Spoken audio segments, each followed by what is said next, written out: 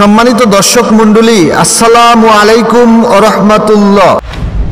পবিত্র কোরআনে সর্বপ্রথম কোন সূরাটি পূর্ণাঙ্গ রূপে নাজিল হয়? সর্বপ্রথম পবিত্র কোরআনে পূর্ণাঙ্গ রূপে সূরা ফাতিহা নাজিল হয়।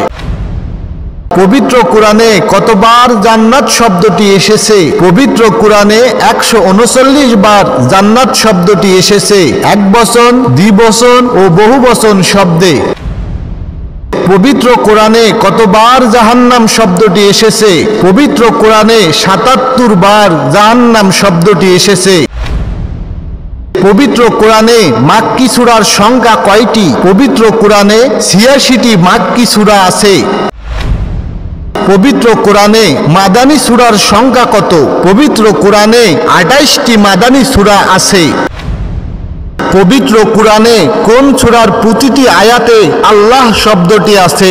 পবিত্র কোরআনে সূরা মুজাদালার প্রতিটি আয়াতে আল্লাহ শব্দটি আছে। সূরা নং 58।